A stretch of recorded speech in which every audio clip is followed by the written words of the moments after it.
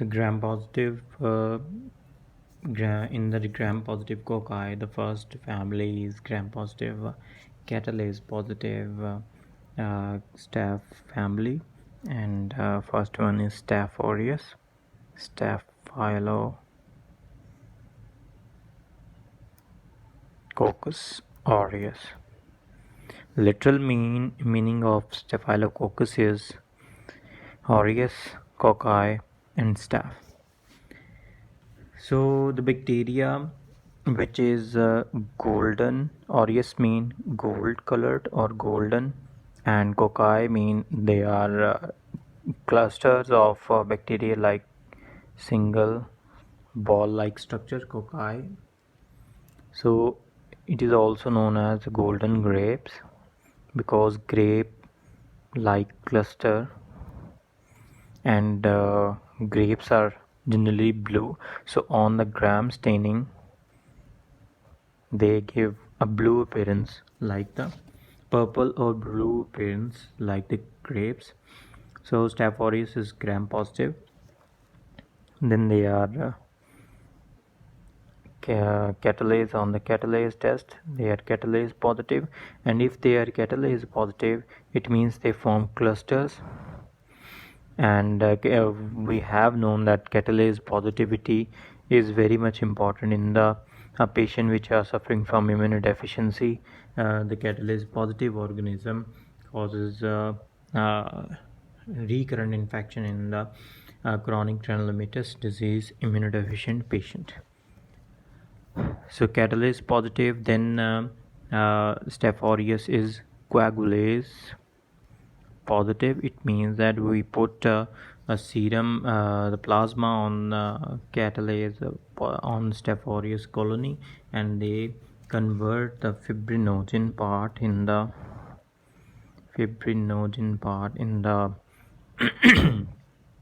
in the plasma into fibrin and coat itself,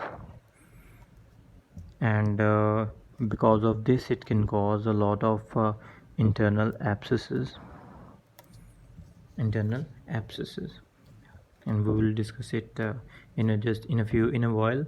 Then Staph aureus is beta hemolytic. It releases hemolysin which degrade or make pores in the red blood cells and causes make them hemolytic, and uses the RBC iron for its own metabolic activities. So after this they ferment mannitol, which a test used to distinguish epidermidis and Staphylococcus aureus species versus epidermidis, which is non-fermenter of mannitol. So where this bacteria present, it colonizes in the anterior nares, in the nares, in the ear, in axilla, in groin. So Staph aureus is present everywhere on the skin, surface. So if there is a there is any condition, debilitating condition in which there is a change in the pH, or there is increased humidity, or there is increased change in any environmental factor, there can overgrowth of Staph aureus and causes different skin inflammations like if the superficial skin is infected it can cause impetigo, and if the epidermis is involved it can cause if the dermis is involved it can cause cellulitis. If there is the superficial impetigo, but it is a second common cause of second most common pathogen causing impetigo. First one is another bacteria, then it can cause cellulitis, it can cause abscesses, In the dermis, the different patches combine and form the abscesses. Then it can also causes a painful condition, furunculosis, which is a painful boil-like condition. So from dermis in the from dermis, from epidermis, hypodermis, and then into the bloodstream. After bloodstream, it goes in different parts of the body and causes different infection. So first, we discuss the toxins which produces by this bacteria. First one is coagulase toxin. Hemolysin is a toxin. Then it is also releases protein A, and this protein A is the virulence factor for this Staph aureus, expressed by Staph aureus, and it prevent complement and phagocytosis. So in this way, it evades from the body immune response. Body does not kill this bacteria because it has protein A. Whenever the macrophages come and try to kill it bind to the complement part of the FC portion of the immunoglobulin and prevent complement from phagocytosis. After this, it releases enterotoxin, which is a preformed heat stable toxin, and it is not destroyed by even by cooking, and it is present in a picnic or any kind of like an event, picnic party or potluck meal,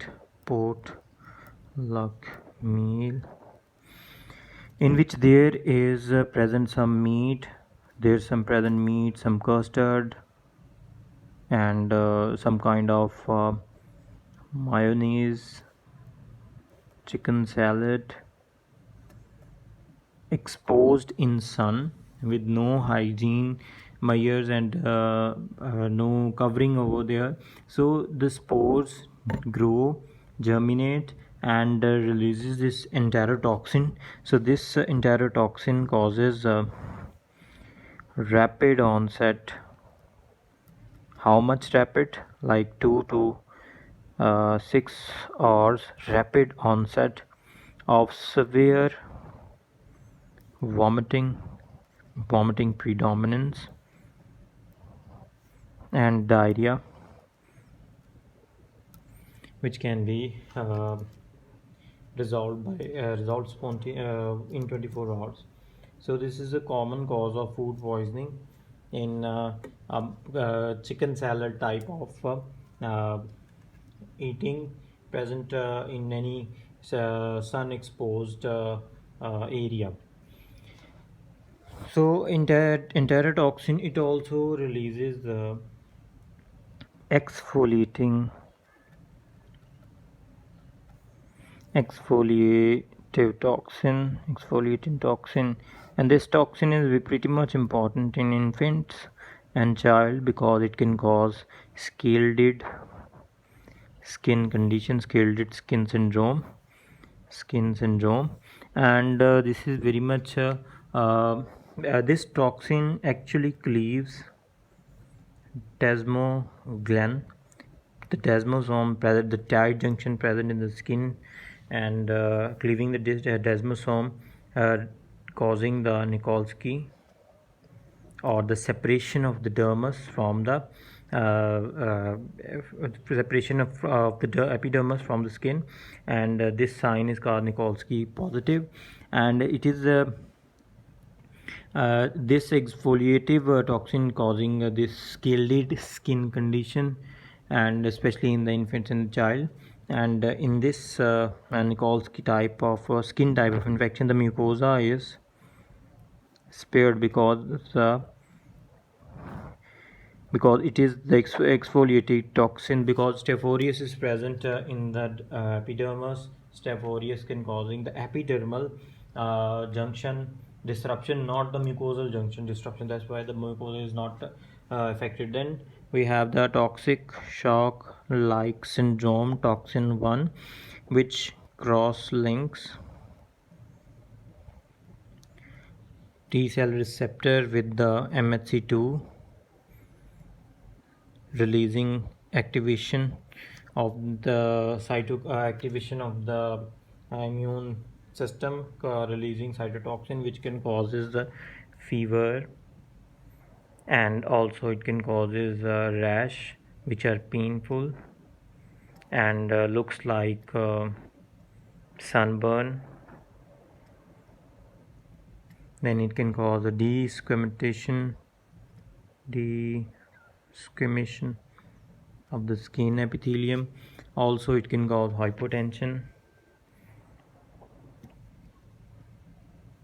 decrease organ blood flow, and causes organ failure, and also causes shock. So this is known as toxic shock syndrome, and it is a very emergent condition. When the organs are failure, the liver enzyme ALT, AST, bilirubin, all elevated. After toxic shock syndrome, toxin, the next one is Panton Valentine leukocidin toxin, and this toxin is pretty much leukocidin, means it kills leukocytes and causes necrosis, which trigger immune response, and this is its particular type of immune response evasion. So this is how these toxins are pretty much fatal for a person infected from Staph aureus.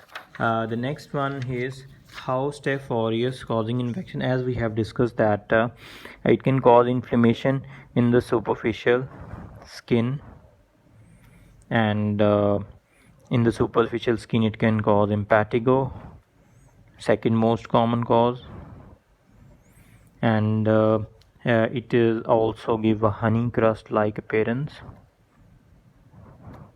Also it can cause in the deep, when it penetrates by cut or any deeper cut in the skin, then it can cause cellulitis of the dermis, and also it can cause furunculosis, also known as boil, which is a painful boil like condition. And if the cellulitis, or if in the deep layer there is abscess formation in the deeper skin layer, so if it get access into the blood bacteremia, then it can cause a lot of different infections. For example, in infants and in child, it goes into the bone and cause the first most common cause of the top overall cause of osteomyelitis. When it goes into the joints, it can cause septic arthritis. If this system goes into the heart, especially in the IV drug abusers, it goes into the heart valve, intact heart valves, then it can cause infective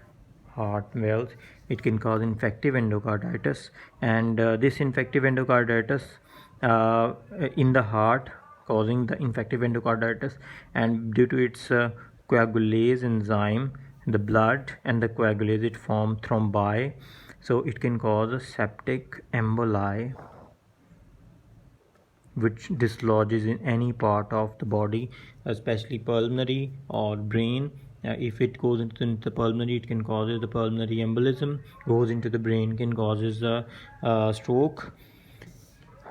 So this is septic embolism type of infection. Then if it goes into the organs, especially the hematogenous spread, like it is in brain, so it is hematogenously spread into the hepatocyte, it causes hepatic abscess. So this is about the bacteremia. If the person is infected with influenza virus. So influenza virus disrupts the respiratory epithelium and causes the indirect entry of the colonies in the respiratory epithelium into the bloodstream and causes post-influenza virus pneumonia or bronchopulmonary pneumonia. From hematogenous spread, it can also cause a necrotizing type of pneumonia. After this, we have seen that there is a first we give in treatment of choice we can give penicillin, but over the time the overuse of the over prescription or unobserved use of penicillin, there is a MEC A gene present in this Staph aureus species, and this MEC gene mutate and releases beta lactamase enzyme, causes the emergence of methicillin resistant Staph aureus or MRSA, which is hospital acquired and community acquired. So MRSA is pretty much important to treat, very much difficult to treat because it is an emergent case of overly used penicillin. So in order to treat MRSA, we first do some culture sensitivity test, and after culture sensitivity test we give medication which are very much susceptible to that type of MRSA. After Staph aureus, we have left the two bacteria which are also staph, but these are gram positive. Also they are catalase positive, and catalase positive, it means they are also present in cluster, but they are coagulase negative. That's why it is different from Staph aureus. And also they are urease positive, they can present in harbor in the urine. And in order to differentiate, in the coagulase negative we have two bacteria, so in order to differentiate these two, we do the novo biosin sensitivity test. So if the species is novo biosin sensitive, then it is staph epidermidis, or if it is resistant, it is saprophyticus. So if in epidermidis, it is also if in order to differentiate epidermidis from Staph aureus, we do fermentation of mannitol, and this is non-fermenting mannitol solution. So in order to confirm this epidermidis, we do this fermentation test.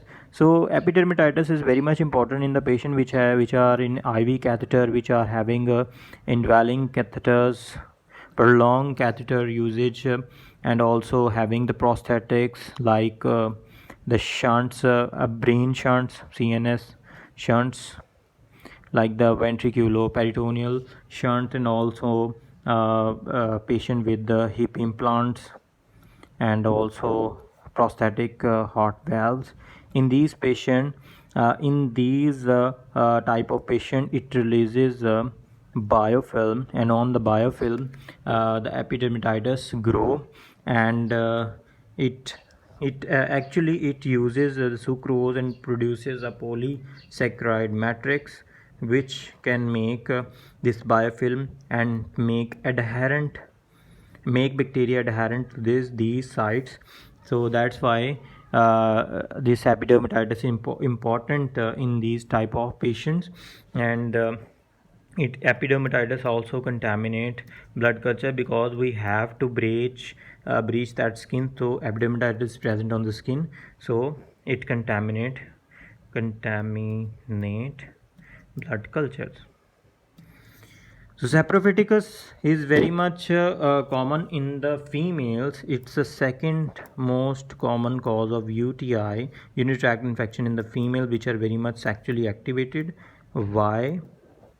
Because saprophyticus is normally present in vagina and also present in perineal flora. So whenever the patient is very much sexually active, there is a disruption of the perineal or vaginal flora into the vaginal vault and causes urinary tract infection. But it is second most common cause infection. First we evaluate the E. coli, and after we pick this saprophyticus. So this is all about the staph family.